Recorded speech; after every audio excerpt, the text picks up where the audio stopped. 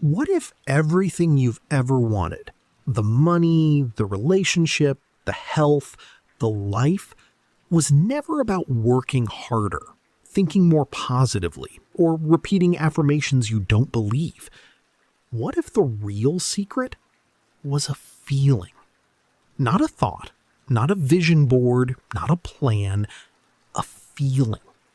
And what if that feeling, the right one, held in the right moment, was enough to rearrange the entire universe around you?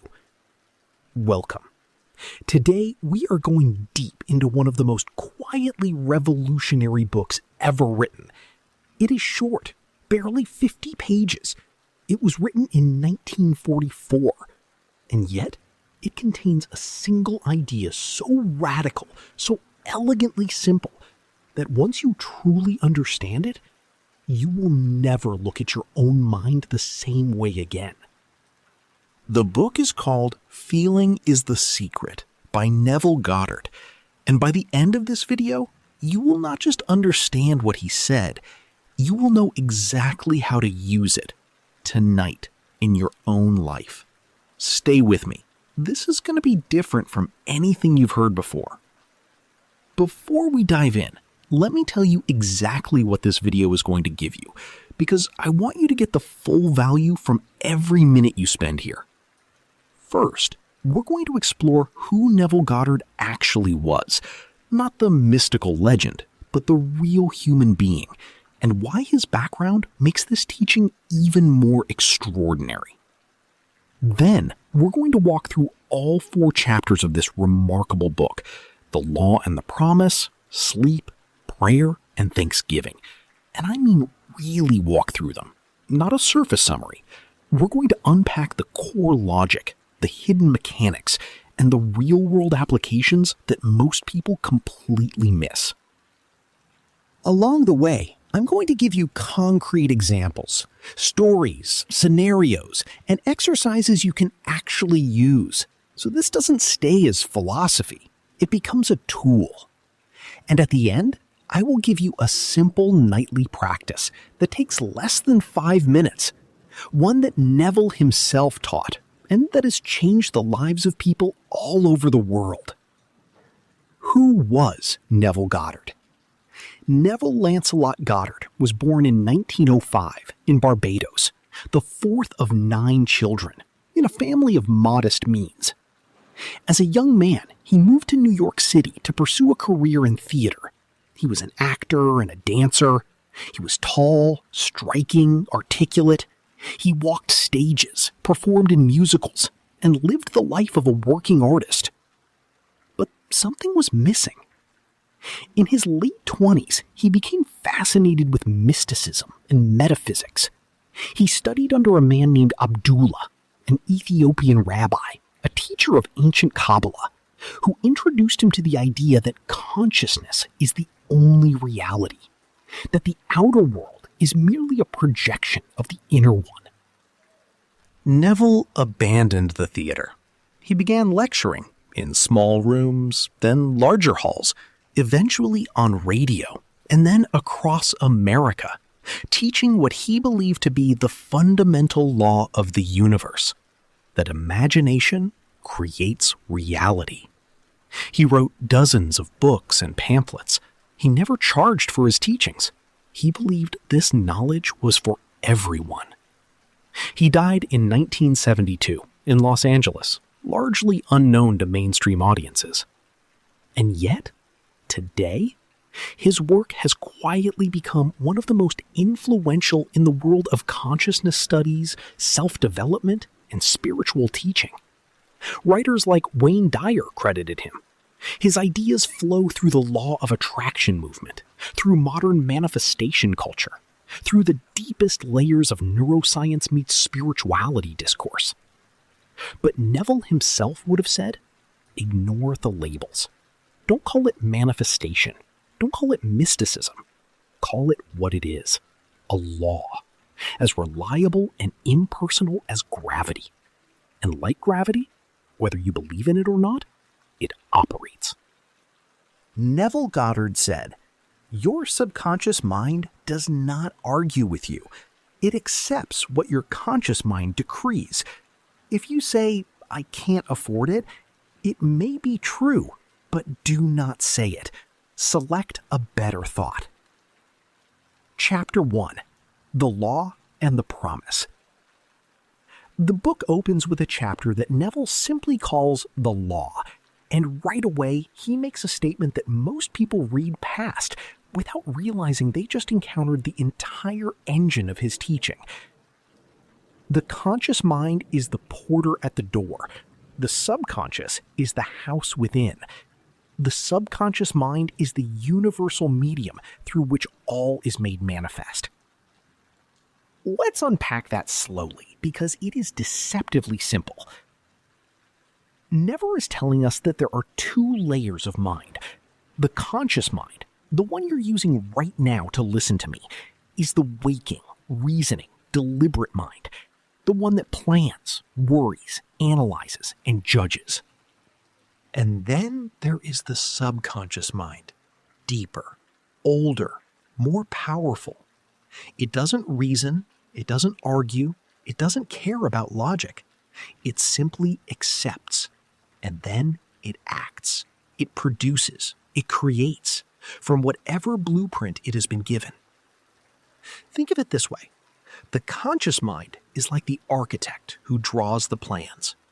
The subconscious mind is the construction crew that builds exactly what is on those plans, without question, without judgment, without pause.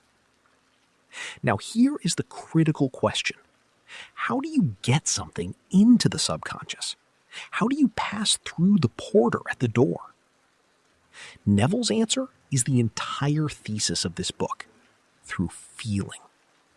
Not through thinking, not through wanting, not through wishing, hoping, or willing, through feeling. The subconscious mind does not speak the language of thoughts. It speaks the language of emotion, of sensation, of felt experience. The only currency it accepts is the feeling of a thing already done. This is why positive thinking so often fails people. They think the right thoughts while feeling the wrong feelings. They say, "I am wealthy," while feeling the knot of lack in their stomach. And the subconscious, obedient, faithful, completely literal, acts on what it feels, not what it hears. So Neville says, don't manage your thoughts, manage your feelings. Because your feelings are your real prayers. Your feelings are the actual instructions you are sending into the deep mind, and the deep mind will answer. Example: the two conversations. Imagine two people who both want a promotion at work. Person A thinks about the promotion constantly, visualizes the title, writes affirmations every morning. I am successful. I am promoted. But each time they think about it, there's an undercurrent of anxiety, a quiet humming dread of, but what if I don't get it? That feeling of doubt, of lack, of not yet, that is what the subconscious registers. That is the blueprint it works from. Person B doesn't think about it as much. But one evening, they close their eyes, breathe slowly, and imagine sitting in their new office. And they really feel it. The pride, the relief, the quiet satisfaction. They let that feeling soak through them for a few minutes. They fall asleep in that state. And then they let it go. Neville would say, person B is doing the work. Person A, despite all the effort, is reinforcing the very state they wish to escape. This is what Neville means by the law. It is the law of consciousness, that the inner always becomes the outer. That the world you experience is always, precisely, a reflection of the state of feeling that most dominates your consciousness. Not your circumstances, not your background, not your resources, your feeling state. Change the feeling, and watch the outer world rearrange itself to match. Chapter 2. Sleep, the door to power. Now we arrive at what I consider the most practical and profoundly underrated chapter in the entire book. Neville calls it simply sleep. And what he reveals here is something that once you hear it, you will never again think about the moment before sleep the same way. He begins by establishing something that modern neuroscience now confirms, that the moments just before sleep, that drowsy, hypnagogic state between waking and dreaming, are the most fertile ground for planting impressions in the subconscious mind. In that twilight state, the critical, skeptical conscious mind loosens its grip. The porter steps away from the door, and the subconscious is wide open, receptive, impressionable, powerful. The state of consciousness you fall asleep in is the state you carry into sleep. And what happens in sleep, you carry into waking. Listen to that again, slowly. The state of consciousness you fall asleep in is the state you carry into sleep. And what happens in the night, in the subconscious, rises with you in the morning and begins to shape your day, your encounters, your opportunities, your results. Most people fall asleep while scrolling through catastrophic news, or replaying an argument they had at work, or worrying about a bill, or feeling alone. And they wonder why their days feel heavy, why the same problems keep circling back, why nothing seems to change. They are planting seeds of exactly those experiences, night after night, in the most fertile soil of the subconscious. And the subconscious delivers, faithfully and without complaint, exactly what was planted. Neville's instruction is radical in its simplicity. Before you sleep, feel the feeling of the wish fulfilled. Whatever it is you desire, a healed relationship, financial ease, better health, a creative breakthrough. Spend the last 5 minutes before sleep feeling as though it is already so. Not wishing it were so, not hoping it will be so. Feeling in your body, in your chest, in your bones, that it is already done. And then let sleep carry that feeling deep into the subconscious, where it will work through the night, through your dreams, through the mysterious mechanics of the mind to bring it into your waking reality. Example, the nightly seed. Let's say you are working to repair a strained relationship, perhaps with a parent, a partner, or a friend. Instead of going to sleep thinking about the tension, the silence, the hurt, you close your eyes and imagine a scene that could only exist if the relationship were healed. Maybe it's the two of you laughing at dinner. Maybe it's a warm hug. Maybe it's hearing the words, "I'm glad we worked it out." You don't force the image. You let it be soft, gentle, natural, and you feel the warmth of it, the relief, the love. You hold that feeling, not the image, the feeling, as you drift off to sleep. Neville would say, you have just planted a real seed. What grows from it in the outer world may surprise you in its swiftness and its form, but the law will not fail to deliver. Now, a common objection here is, but isn't this just self-deception? Isn't it lying to myself? And Neville would gently correct you. He would say, the outer world is the lie, because it shows you only the past, only what has already been created by previous states of consciousness. The inner world of feeling is where the future is actually being written. When you feel the wish fulfilled, you are not escaping reality. You are creating it. Chapter 3. Prayer and the feeling of the wish fulfilled. Chapter 3 is where Neville tackles one of the most misunderstood concepts in all of human history: prayer. Now, whether you are religious or not, stay with me, because Neville's definition of prayer has almost nothing to do with religion and everything to do with psychology and consciousness. He writes, "Prayer is the art of assuming the feeling of being and having that which you want." Prayer, to Neville, is not petition. It is not asking, beseeching, or hoping that some external power will intervene on your behalf. That kind of prayer, he says, is largely ineffective because it is rooted in a feeling of lack. You are praying from the state of not having, and so you plant more not having into the subconscious. Real prayer, effective prayer, is the act of feeling what it would feel like to already have the thing you desire. It is moving in consciousness from the state of I want to the state of I have, from longing to receiving, from asking to knowing. And this is where most spiritual traditions, Neville suggests, have the equation backwards. They pray for things. He says, pray from the state of the thing itself. Think of the famous line from the Bible, one that Neville quoted often. "What things soever ye desire, when ye pray, believe that ye receive them, and ye shall have them."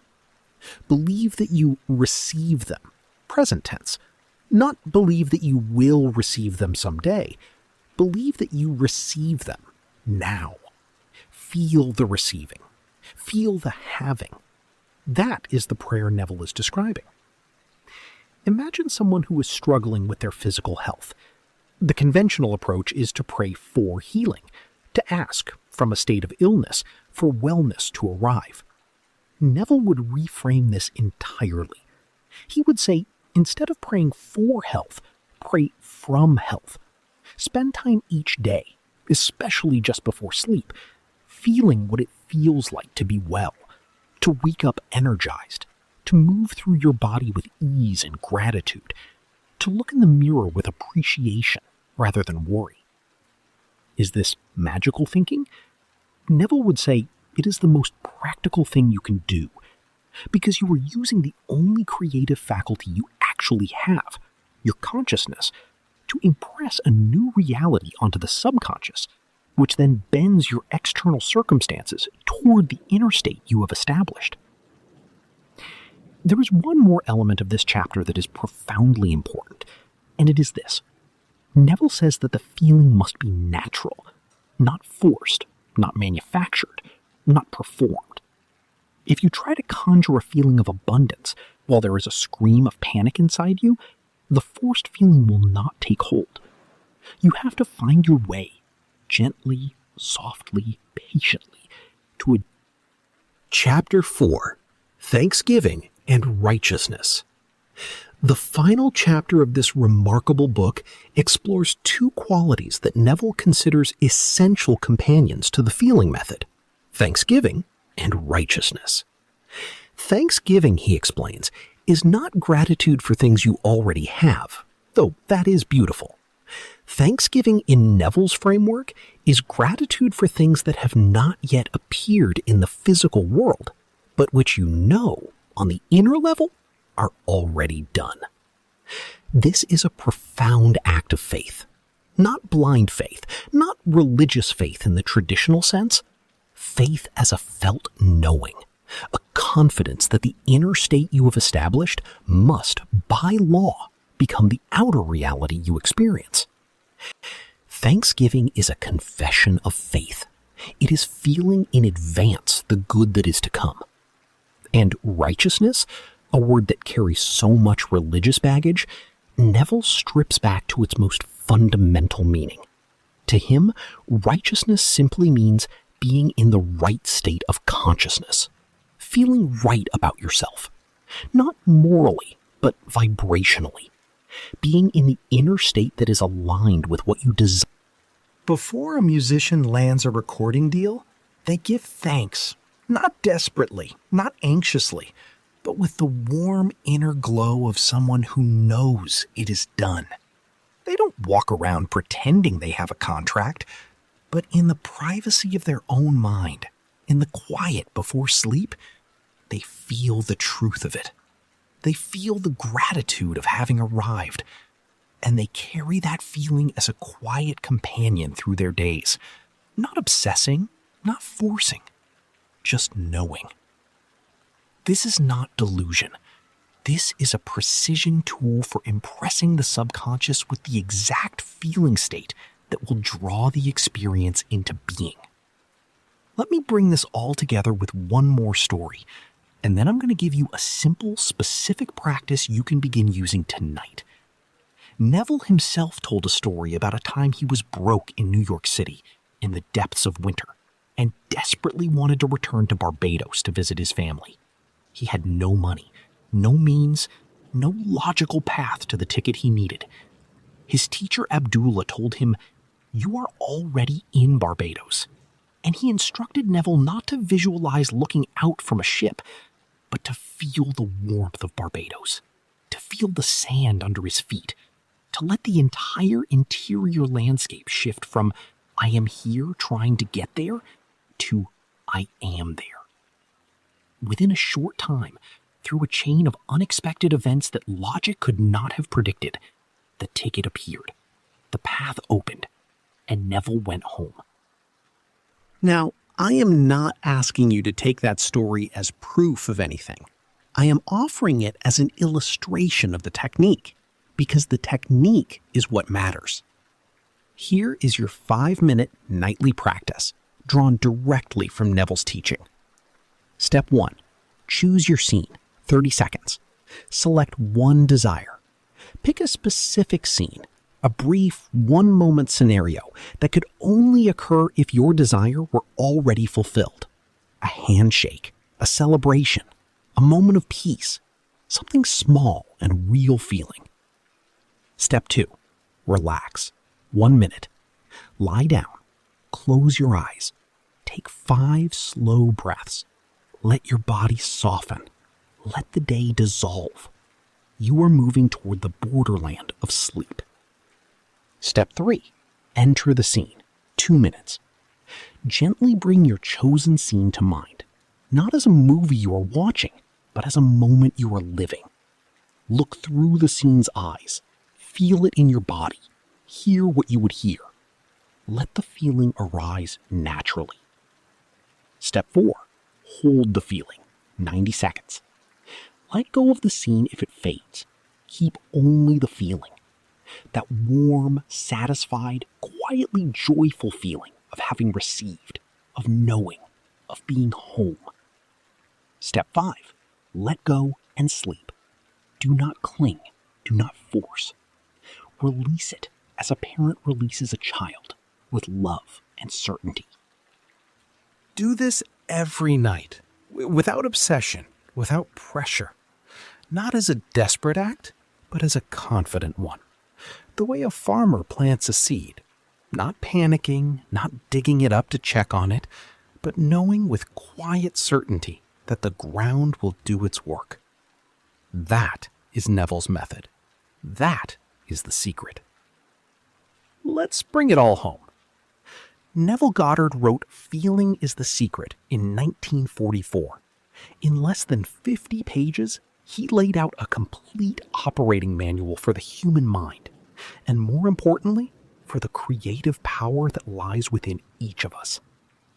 His core teaching is this: your feelings are the language of the subconscious mind. The subconscious does not hear your words, it feels your feelings. It does not obey your intentions, it acts on your dominant emotional state. And whatever you consistently feel, whether wanted or unwanted, is what it will create in your outer world, with perfect faithfulness and total impartiality. This means your world, right now, in this moment, is a precise and accurate mirror of your most habitual inner states. And it means that by changing those inner states, by learning to assume the feeling of the wish fulfilled, especially in the fertile soil of sleep, you can change your world. Not immediately, not magically, but inevitably, and often in ways that surprise and exceed what you dared to hope for. As Neville himself put it, you are already that which you want to be, and your refusal to believe this is the only reason you do not see it. Tonight, before you sleep, try the practice. Just once. Gently. Without pressure. Without expectation of fireworks. Just plant the seed in the feeling of the harvest already gathered. And see what morning brings. If this video has given you something, a new idea, a new hope, a new tool, please take a moment to like, to subscribe, and to share it with someone who might need to hear this today. Your support allows this channel to keep bringing you the great books, the deep ideas, and the transformative teachings that most people never encounter. The next time we meet, we will be going deep into another work that will quietly rearrange the way you see the world.